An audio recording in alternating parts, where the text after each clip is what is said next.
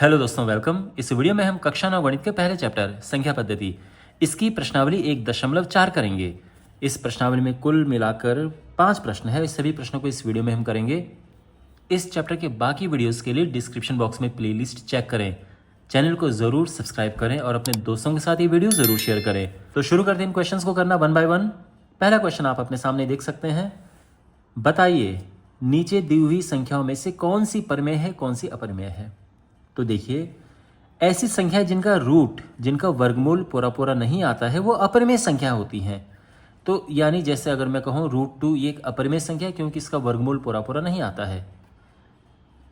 तो पहला जो क्वेश्चन है यहाँ पर हमें केवल बताने की परमेय अपरिमेय, ठीक है ना। तो 2 - √5 एक अपरिमेय संख्या है क्योंकि देखो ये भले ये परिमेय है, लेकिन परिमेय में जब कोई अपरिमेय संख्या जुड़ती या घटती है, चाहे माइनस करो या प्लस करो, दोनों केस में जो आंसर जो संख्या आती है वो अपरिमेय होती है।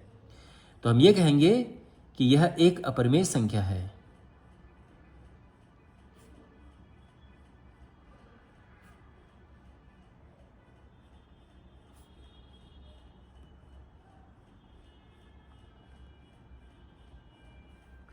ठीक है। सेकंड, अब ये देखो हमारे पास क्या है, 3 प्लस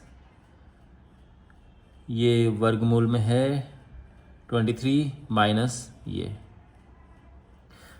अब ये देखो इसमें हम क्या करेंगे, पहले तो इसको हल करते हैं थोड़ा, अगर हो पाता है तो। यहाँ पे हम क्या करेंगे, ये ब्रैकेट हटाएंगे और ये आ गया है इस तरह से। अब ये देखो प्लस और माइनस में सेम चीज़ें कट जाती हैं, ठीक है। तो ये आ चुका है क्या, 3। तो हम कहेंगे यह एक परिमेय संख्या है।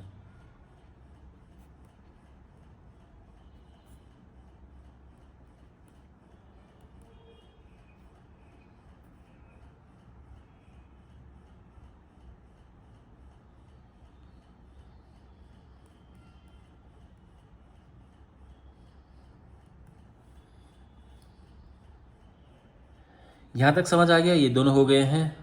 अब ये तीसरा, तो ये था हमारा अपरिमेय, ये था परिमेय। ओके, अगला है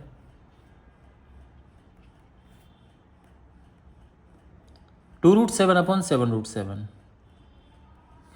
तो देखो ऊपर नीचे यहाँ पे √7 है, ये आराम से कट जाएगा। तो इससे क्या हो जाएगा, ये 2/7 आ जाएगा और यह एक परिमेय है।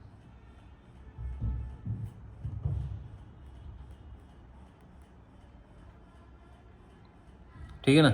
आप चाहो तो यहाँ पे रुक सकते हो, या अगर आपको और अच्छे से लिखना है तो आप ये कह सकते हो कि इसीलिए 2√7/7√7 परिमेय है।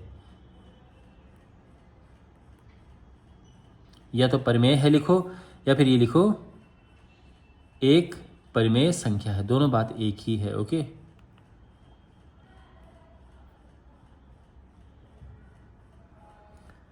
या फिर आप जैसे मैंने कहा, आप ये भी लिखो कि ये परिमेय है तो भी चल जाएगा, और ये भी ठीक है। तो आप इस तरह से कर सकते हो। अब है फोर्थ,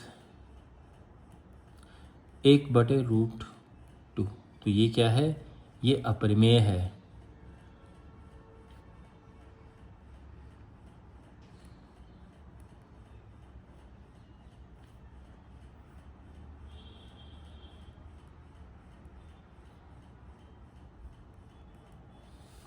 तो यह एक अपरिमेय संख्या है। और अगला 2π। तो देखो चूंकि पाई एक परिमेय संख्या है, चूंकि पाई एक अपरिमेय संख्या है,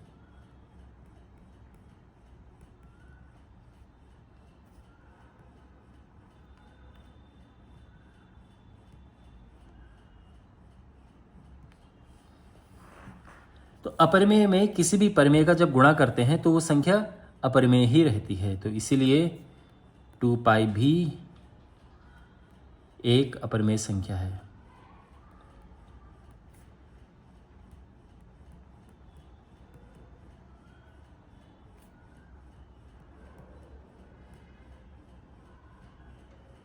ठीक है, तो जो पहला क्वेश्चन है उसका सार समझिए आप। जो पहला क्वेश्चन है उसका सार ये है कि अगर हमारे पास है एक परिमेय और उसमें हमने या तो प्लस किया या माइनस किया अपरिमेय, तो हमें मिलेगा अपरिमेय, हमेशा ये ध्यान रखना। और अगर हमारे पास है कोई परिमेय, उसमें हम गुणा करेंगे अपरिमेय का, तो हमेशा और हमेशा अपरिमेय आएगा। और भाग देने में भी सेम सीन है कि अगर कोई परिमेय संख्या है उसमें भाग देंगे अपरिमेय संख्या का, तो भी हमेशा और हमेशा अपरिमेय संख्या आएगी। ध्यान रखना इस बात का। लेकिन इस बात का भी आपको ध्यान रखना है कि अपरिमेय और अपरिमेय जब इनका आपस में चाहे जोड़ करो या घटाना करो या गुणा करो या भाग करो, तो यहाँ पे कुछ भी आ सकता है। यहाँ पे अपरिमेय भी आ सकता है और परिमेय भी आ सकता है। इस बात का आप ध्यान रखना, ठीक है। आगे जब प्रश्न आएंगे कभी आपके पास तो हम करेंगे इसमें, लेकिन अभी के लिए ध्यान रखो कि परिमेय और अपरिमेय में आपस में अगर प्लस माइनस गुणा भाग हो तो हमेशा अपरिमेय आता है। लेकिन अगर अपरिमेय का अपरिमेय के साथ कुछ ऐसा हो रहा हो तो कुछ भी आ सकता है। ये परिमेय भी हो सकता है, अपरिमेय भी हो सकता है। इस बात का आप ध्यान रखना, ठीक है। क्वेश्चन नंबर 2 है, निम्नलिखित व्यंजकों में से प्रत्येक व्यंजक को सरल कीजिए। हमने इनको सरल करना है, ओके। तो करते हैं इन्हें वन बाय वन। तो पहला है 3 + √3 एंड 2 + √2। तो सिंपल तरीके से हम करेंगे, इसका गुणा इससे होगा, फिर इसका गुणा इससे होगा, फिर इसका इससे और इसका इससे, ठीक है ना। पहले इसका दोनों से होगा, इसका इससे करेंगे तो क्या होगा, ध्यान रखना, पहले इसका इससे फिर इसका इससे। 3 दूनी 6, फिर इसका इससे करेंगे, ये ठीक है ना। यानी इसका दोनों से कर रहे हैं, इससे किया फिर इससे भी करेंगे, और अब इसका दोनों से करेंगे, इसका इससे करेंगे तो होगा 2√3, और इसका इससे करेंगे तो ध्यान से देखो, √3 का √2 के साथ जब हम गुणा करेंगे तो √6 आएगा, क्योंकि रूट के अंदर गुणा हो जाता है, रूट का आपस में गुणा हो जाता है अंदर वालों का, तो ये √6 हो जाएगा। और अब बेसिकली ये आंसर है, ठीक है। क्यों? क्योंकि यहाँ पर कुछ भी हम प्लस माइनस नहीं कर सकते, क्योंकि ये देखो, ये √2 है, ये √3 है, ये √6 है। एक जैसा जब रूट में होता है तभी प्लस माइनस वो आपस में होते हैं, तो यहाँ पर ये प्लस माइनस किसी का भी नहीं होगा, और ये हमारा आंसर है सीधे, ठीक। Second part, 3 + √3, 3 - √3। यहाँ पर देखो क्या होगा, ये बहुत आसान है। जब भी एक जैसी चीज़ें, एक जैसे नंबर, संख्याएं आपस में पहले प्लस हो रही हों और वही बिल्कुल वही आपस में माइनस हो रही हो फिर, और उनके आपस में गुणा हो, जैसे इसका आपस में गुणा है, एक जैसी चीज़ें पहले प्लस में है और सेम वही चीज़ें माइनस में है, तो फॉर्मूला होता है a² - b² का। तो यहाँ पहले इसका स्क्वायर करेंगे पहली वाली संख्या का, माइनस करके दूसरी वाली संख्या का स्क्वायर। और ऐसा क्यों हुआ, तो आप चाहो तो यहाँ पर ये फॉर्मूला लिख सकते हो कि इस फॉर्मूले की वजह से। अब आगे इसको हल करेंगे। 3 का स्क्वायर हुआ 9, √3 का स्क्वायर हुआ 3, क्योंकि रूट और स्क्वायर ये हट जाते हैं, और आंसर 6 आ जाएगा। क्लियर? अब हमारे पास है ये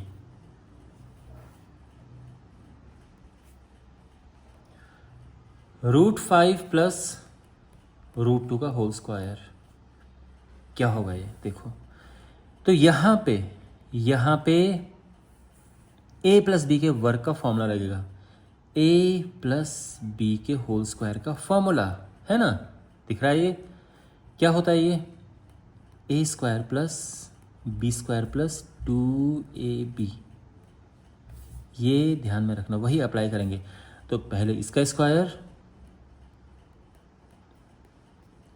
प्लस इसका स्क्वायर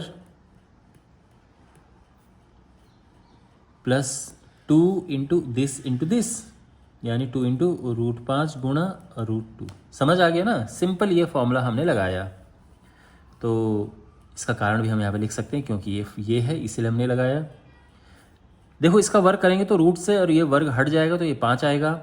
इसी तरह से यहाँ पर ऐसा होगा। और ये देखो रूट में 5 है, रूट में 2 है, तो रूट का 10 हो गया है ना, क्योंकि रूट के अंदर एक गुणा हो जाता है। रूट वालों में उनके अंदर की संख्या को गुणा हो जाता है।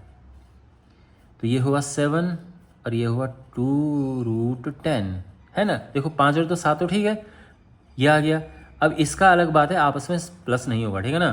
कुछ जो बहुत ही क्रिएटिव बच्चे होते हैं वो 7 और 2 को प्लस कर देते हैं, ठीक है ना। ऐसा कभी मत करना, ये गलत है। तो आपने यहाँ पे छोड़ देना है और ये हमारा आंसर है। और अब हमारे पास है ये, तो ये है रूट 5 माइनस रूट 2,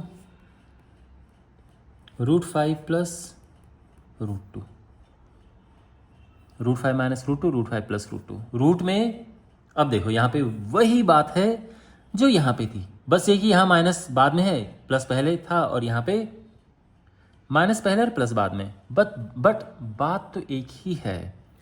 तो ये क्या होगा, चाहो तो यहाँ पे लिखो या यहाँ पे लिखो, बात एक ही है। रूट 5 का वर्ग माइनस रूट 2 का वर्ग। क्यों ऐसा किया? क्योंकि जब सेम चीज़ें प्लस में हो, सेम चीज़ें माइनस में हो, उनमें आपस में गुणा हो तो ए स्क्वायर माइनस बी स्क्वायर हो जाता है। ध्यान रखना, कोई एग्जाम में आपको ये लिखने की आवश्यकता है नहीं, ओके। मैं आपकी समझ के लिए लिख रहा हूँ, लेकिन अगर आप लिखते भी हो तो कोई बुराई नहीं है, बढ़िया है। अब यहाँ पे देखो रूट 5 का स्क्वायर होता है 5, क्योंकि रूट से स्क्वायर कट जाएगा, ऐसे यहाँ पे रूट से स्क्वायर कट जाएगा और ये आ जाएगा 3। ये हमारा आंसर है।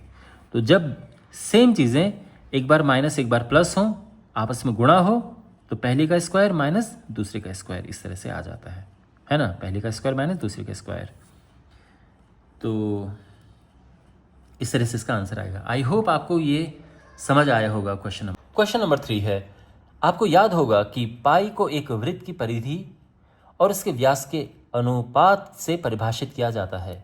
यानी अगर कोई आपसे परिभाषा पूछे पाई की, तो आप क्या कहोगे? आप ये कहेंगे कि पाई होता है वृत्त की परिधि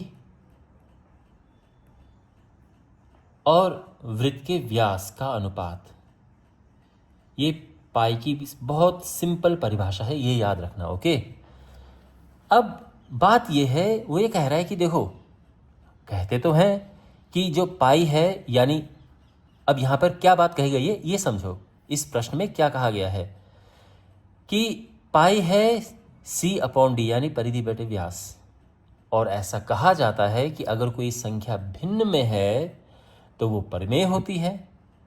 लेकिन वैसे तो कहते हैं ना कि पाई अपरिमेय है, तो यहां से देखने में तो लग रहा है कि ये परिमेय है, लेकिन होती अपरिमेय है। तो ये अंतर विरोध क्यों है ये? यानी ये देखने में तो, क्योंकि देखो अब जैसे हमने पढ़ा है ना कि भाई जैसे 3/4 है ये परिमेय संख्या होती है, जैसे 7/8 है ये परिमेय संख्या होती है, क्योंकि भिन्न का रूप है परिमेय संख्या है, सीधी बात है। P/Q का रूप आपको पता होगा परिमेय संख्या, तो ये भी तो भिन्न होता है। तो फिर जो पाई है वो अपरिमेय क्यों? समझ गए आप? तो बात ये है, हम ये बताएंगे इसको एक सिंपल तरीके से हम कहेंगे, देखो ये है एक वृत्त और ये है उसका, ये वृत्त की परिधि है और ये व्यास है। अब हमेशा ये ध्यान दो, हमेशा कोई चीज़ अगर ऐसे रूप में लिखी है तो कोई ज़रूरी नहीं कि वो परिमेय हो। भाई √3/2 ये दिखने को तो भिन्न में दिख रहा है ना, पर ये परिमेय थोड़ी ना है, ये तो अपरिमेय है। तो हर बार जो इस रूप में दिखे वो परिमेय नहीं होती है, वही हम यहाँ पे कहेंगे। और होता यह है कि जो ये परिधि है और ये व्यास है, तो व्यास को अगर हम परिमेय ले लेते हैं तो परिधि अपरिमेय होती है। मान लो कि आप इसको फिक्स कर दो, पाई, इसको परिमेय संख्या ले लो, तो हमेशा आपको अपरिमेय मिलेगी। और अगर इससे आप फिक्स कर दो परिमेय में तो ये अपरिमेय हो जाएगी। तो कहने का ये मतलब है कि ये ऐसा कभी नहीं मिलेगा कि आपको ये दोनों परिमेय मिले, कि परिधि और व्यास दोनों ही परिमेय संख्याएं हों, कभी नहीं होता है। तो प्रॉब्लम यह है कि इनमें से एक परिमेय और एक अपरिमेय होता है, हम इस तरह से। तो यहाँ भी ऐसे ही सीन होगा कि एक परिमेय है, अगर हम मान लो कि एक, अब जैसे ये अपरिमेय है और ये परिमेय है, तो उनका अगर हम भाग देंगे तो संख्या अपरिमेय मिलेगी। तो यही हम यहाँ पे लिखेंगे कि दोनों ही परिमेय हो, ऐसा नहीं होता है इसमें संभव, इसीलिए एक अपरिमेय संख्या। तो इसको लिखने का क्या तरीका है, ये देखो। ये है परफेक्ट कंप्लीट इसका लिखने का तरीका कि यदि व्यास परिमेय लें तो परिधि अपरिमेय हो जाती है, अगर परिधि परिमेय लेते हैं तो व्यास अपरिमेय हो जाता है। और हम जानते हैं कि अपरिमेय बटे परिमेय अपरिमेय होता है ना। अगर भाग देते हैं दोनों में से, अगर एक अपरिमेय है एक परिमेय है तो हमेशा अपरिमेय होता है। और ऐसी परिस्थिति कभी नहीं आती है जब दोनों परिमेय हो, कि ये भी परिमेय है और ये भी परिमेय है। तो इसीलिए हम कह सकते हैं कि पाई अपरिमेय है।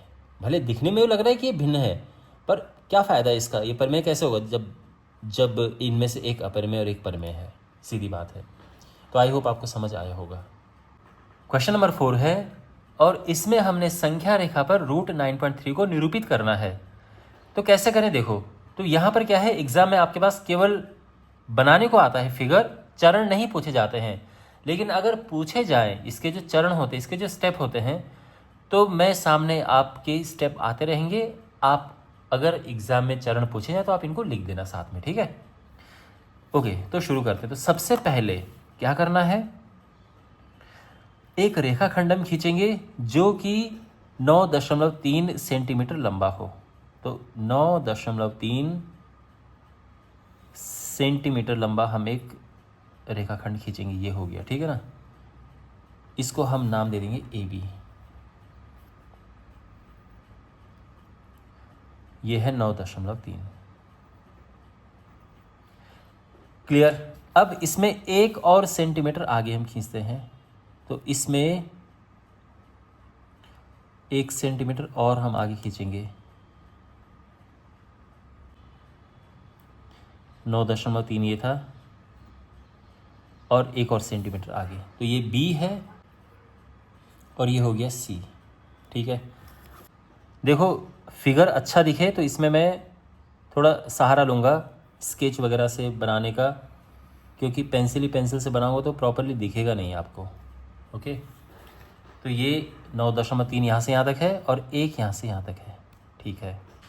अब हम क्या करेंगे कि ए सी का मध्य बिंदु ज्ञात करेंगे। ए सी का मध्य बिंदु कैसे करते हैं, तो आधे से ज़्यादा लंबी लाइन ये लो और चाप काटो।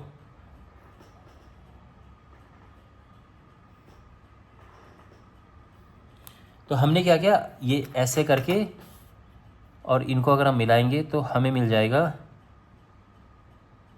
मध्य बिंदु, ये, ठीक है ना। इस तरह से ये हमें मध्य बिंदु मिल गया है। इसको हम ओ नाम दे सकते हैं। लेकिन ध्यान रखना ये ज़ीरो नहीं है, ज़ीरो एक्चुअल में बी होता है, ये मैं आपको बाद में बताऊंगा। ये ज़ीरो नहीं है यहाँ पे, ठीक है। तो अगर आपको ओ देना हो दो, नहीं देना तो भी मत दो, कोई ज़रूरी नहीं है। इसको आप एम नाम भी दे सकते हो। अक्सर क्या होता है, और ज़ीरो दोनों एक ही काम करते हैं, लेकिन ये ज़ीरो नहीं है। मध्य बिंदु हमें मिल गया है। अब हम क्या करेंगे कि इसे केंद्र मानकर, ओ को केंद्र मानकर और ए ओ को त्रिज्या मानकर एक अर्धवृत्त खींचेंगे।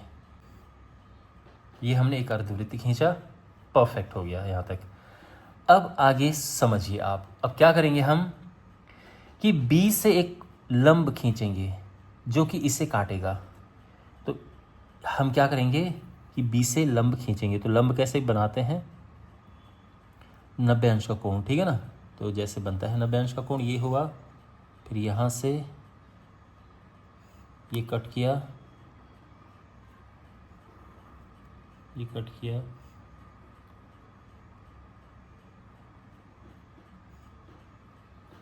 और इसे मिला देंगे हम।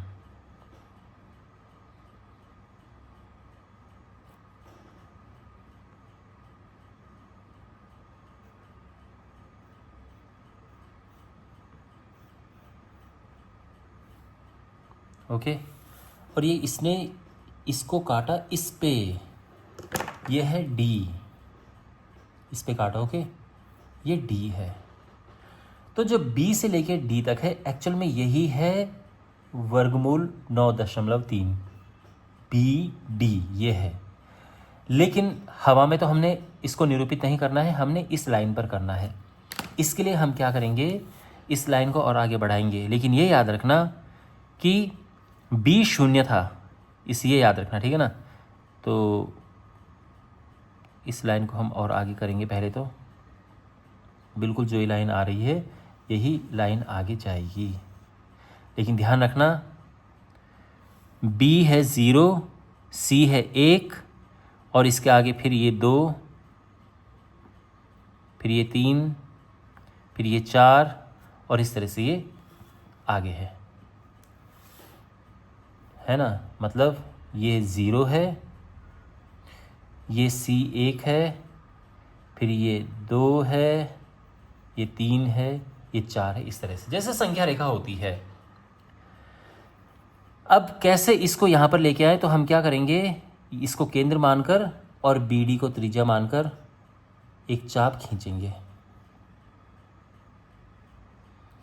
तो ये गया, इसने ये यहाँ पे गया, क्या बात है, बहुत बढ़िया। तो ये यहाँ पर आ रहा है 3 से लगभग थोड़ा सा आगे आ रहा है। तो यही है बिंदु, क्या, √9.3। तो यहाँ पे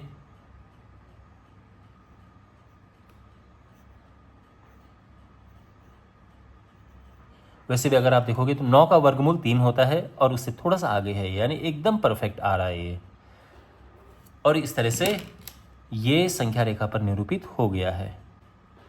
ठीक है, तो मुझे उम्मीद है कि आपको ये समझ आ गया होगा कि कैसे √9.3 और ऐसे कोई भी और क्वेश्चन आता है तो इससे संख्या रेखा पर कैसे निरूपित करें। निम्नलिखित के हरों का परिमेयकरण कीजिए। तो ओके, 1 बाय 1 इनको करते हैं। और अगर आपने देखो, मैंने हरों का परिमेयकरण पे एक बहुत अच्छा वीडियो बना रखा है, इसका लिंक आपको इस वीडियो के डिस्क्रिप्शन में जो प्लेलिस्ट है उसमें मिल जाएगा, तो उसको भी आप देख सकते हैं। आपको बहुत ही अच्छे से ये पूरा स्पष्टीकरण मिल जाएगा, क्लैरिटी मिल जाएगी कि कैसे ये सम करते हैं। खैर, यहाँ पर मैं क्वेश्चन आपको समझाता हूँ, वैसे यहाँ से भी समझ आ जाएगा, कोई चिंता की आवश्यकता नहीं है। हमने इसका परिमेयकरण करना है। देखो, परिमेयकरण का मतलब ये है, देखो ऊपर वाला होता है अंश और नीचे वाले को कहते हैं हर। अंश हर, हर आप देख रहे हैं ये अपरिमेय है, ये अपरिमेय है, अपरिमेय अपरिमेय, इनको हमने परिमेय बनाना है, तो इसलिए हम इसको कहते हैं हरों का परिमेयकरण, यानी अपरिमेय है उसको बनाना है परिमेय। समझ गए ना। तो पहली बात सबसे फर्स्ट ये है, कैसे करें इसे। तो हम क्या करते हैं, देखो यहां पर ये अकेला है, जैसे ये अकेला है, ये तो दो दो हैं, दो दो, ये अकेला है। तो जब भी हमारे पास अकेला हो तो उसी का ऊपर नीचे गुणा कर दो। इससे क्या होगा, √7 का जब 1 से गुणा होगा तो वही आ जाएगा, और √7 का √7 में गुणा होकर 7 आ जाता है। ठीक है, यानी रूट में दो एक जैसी अगर चीजें हों तो रूट हट जाते, वो चीज आ जाती है। ऐसे ही यहां पर हुआ है और ये हमारा आंसर है, सिंपल। अब सेकंड,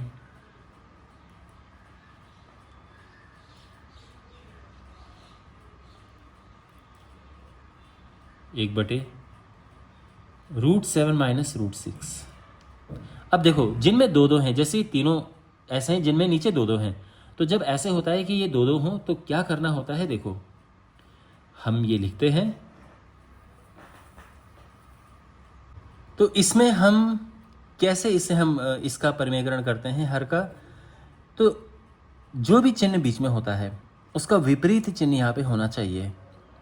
तो यहाँ पे √7 प्लस √6 हम लिखेंगे ऊपर नीचे, और ध्यान रखना जैसा हम यहाँ पे नीचे लिखेंगे वैसे ही ऊपर लिखेंगे, ठीक है ना। और ऊपर नीचे दोनों में गुणा करेंगे, केवल नीचे मत कर देना। तो हमने क्या किया, ये माइनस है तो प्लस से गुणा करेंगे, अगर ये प्लस होता तो माइनस से गुणा करते फिर हम, ठीक है ना। लेकिन ये माइनस है तो प्लस से ऊपर नीचे गुणा किया, यहाँ तक समझ आ गया।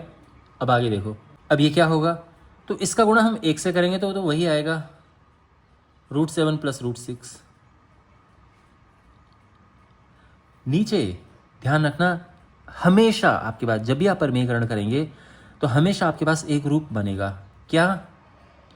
यहाँ पर दो चीज़ें माइनस में होंगी, दो चीज़ें प्लस में होंगी, उनका आपस में गुणा होगा। तो जब भी ऐसा होता है, दो चीज़ें प्लस में हो और वही माइनस में हो और उनका आपस में गुणा हो, तो ये होता है ए स्क्वायर माइनस बी स्क्वायर, ए का वर्ग माइनस बी का वर्ग। ये होता है, ये फॉर्मूला है, ठीक है। तो यहाँ पर भी वही होगा, पहले का वर्ग यानी √7 का वर्ग माइनस दूसरे का वर्ग यानी √6 का वर्ग। ये क्लियर हुआ, समझ आया? ओके, ठीक है ना। तो यहाँ पे देखना, जब भी आपको परिमेयकरण करना होगा और ऐसी परिस्थिति होगी जब दो होंगे तो हमेशा ये सीन बनेगा। तो पहले का वर्ग लिखना और माइनस करके दूसरे का वर्ग लिखना। देखो, पहला मतलब ये, दूसरा मतलब ये, ठीक है ना, एक जैसे ही है वैसे ये। और अब क्या करेंगे आगे? ये होगा √7 प्लस √6 और नीचे √7 का वर्ग। देखो जब इस तरह से स्क्वायर होता है तो स्क्वायर से ये रूट कट जाता है और यहाँ पे सिंपल 7 आएगा। और यहाँ पर भी ऐसे है, ये √6 का वर्ग है तो स्क्वायर से ये रूट कट जाएगा और ये 6 आएगा। और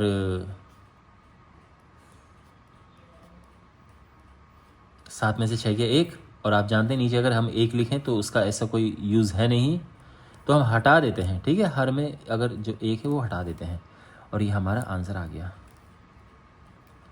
तो आई होप आपको ये समझ आया होगा। अब हमारे पास है तीसरा पार्ट, 1/√5 प्लस √2।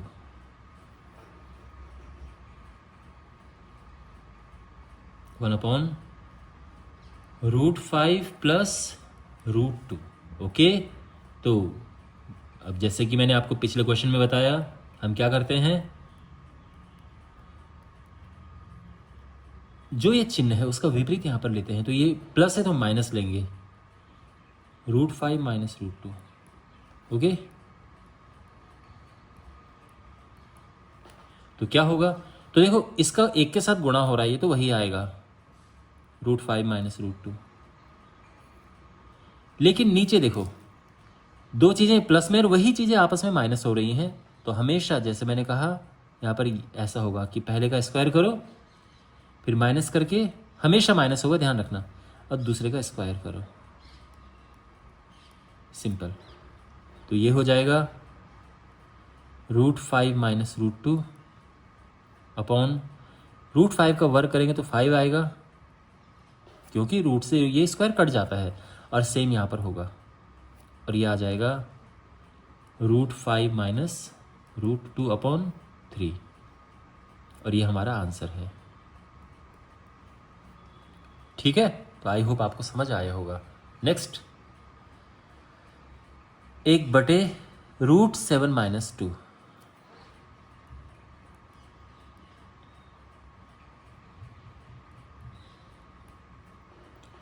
तो यहां पर कैसे करेंगे? तो आई एम श्योर अभी तक तो आपको समझ आ गया होगा। ऊपर नीचे हम गुणा करेंगे, किससे? जो भी यहां पर है उसका विपरीत चिन्ह लेंगे, तो ये माइनस है तो प्लस लेंगे हम, ठीक है, +2, और वही चीज ऊपर लिखते हैं। अब क्योंकि इसका 1 के साथ गुणा हो रहा है, ये तो वही आएगा, और यहां पर दो चीजें माइनस में और फिर ये प्लस में है, इनका गुणा। तो और वैसे भी अब तो आप समझ ही गए होंगे, बिल्कुल वही चल रहा है कि पहले का वर्ग करो, माइनस लिख के दूसरे का वर्ग करो।